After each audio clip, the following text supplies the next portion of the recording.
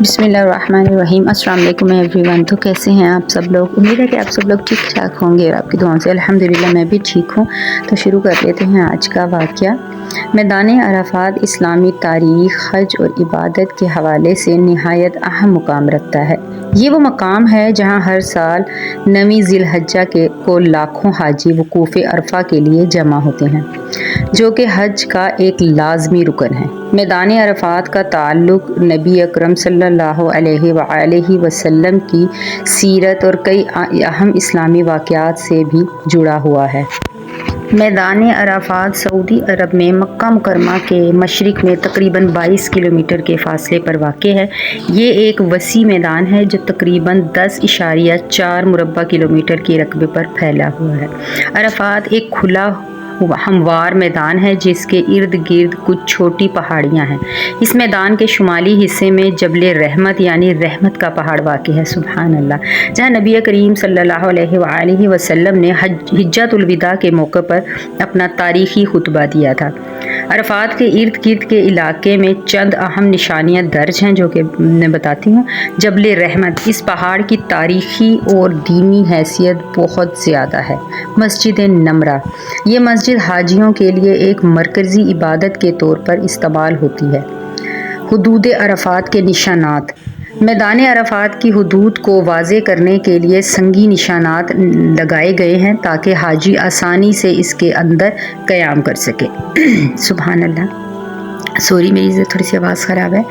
بعض روایات کے مطابق حضرت آدم اور حضرت حوا جنت سے نکالے جانے کے بعد پہلی بار اسی مقام پر آ کر ملے تھے، اسی لیے اس جگہ کو عرفات یعنی پہچان کہا جاتا ہے۔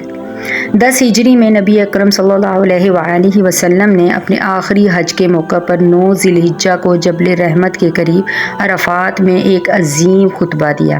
اس خطبے میں اسلام کے بنیادی اصول، مساوات، اسلامی حقوق، انسانی حقوق، خواتین کے حقوق اور اخلاقیات پر زور دیا گیا، جو کہ اس آیت میں ہے، جس کا ترجمہ ہے: آج میں نے تمہارے لیے تمہارا دین مکمل کر دیا، بے شک اپنی رحمت تم پر پوری کر دی اور تمہارے لیے اسلام کو بطور دین پسند کر لیا۔ سبحان اللہ، سبحان اللہ۔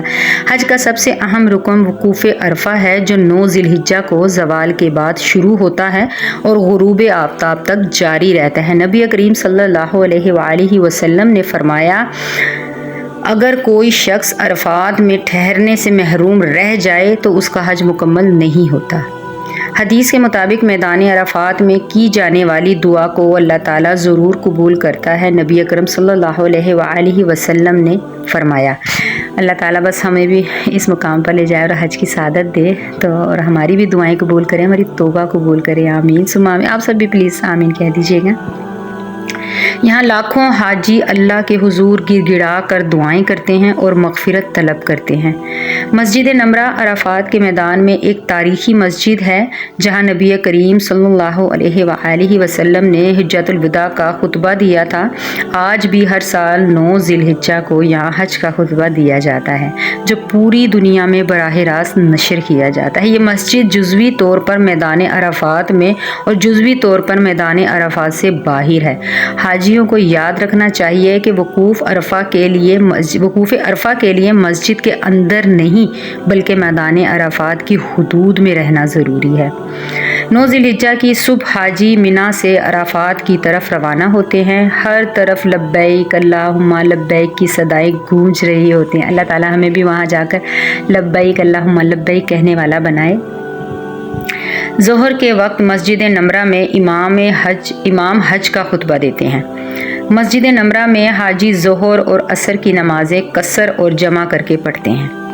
زوال کے بعد سے غروب آفتاب تک حاجی عرفات کے میدان میں کھڑے ہو کر دعا اور ذکر کرتے ہیں۔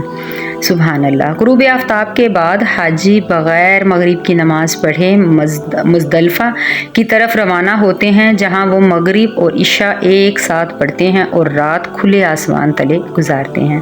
سعودی حکومت نے میدان عرفات میں حاجیوں کے لیے جدید سہولیات فراہم کی ہیں جن میں شامل ہیں حاجیوں کے آرام کے لیے خصوصی خیمے، گرمی سے بچانے کے لیے سپرے فوارے اور پانی کی سہولت، مینا، عرفات اور مزدلفہ کے درمیان جدید بسیں اور ٹرینیں، عرفات میں کئی اسپتال اور طبی مراکز بھی موجود ہیں۔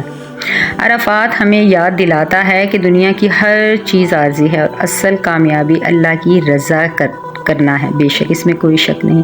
یہ دن اللہ تعالیٰ سے تعلق مضبوط کرنے، گناہوں کی معافی مانگنے اور بندگی کے عہد کو دہرانے کا دن ہے۔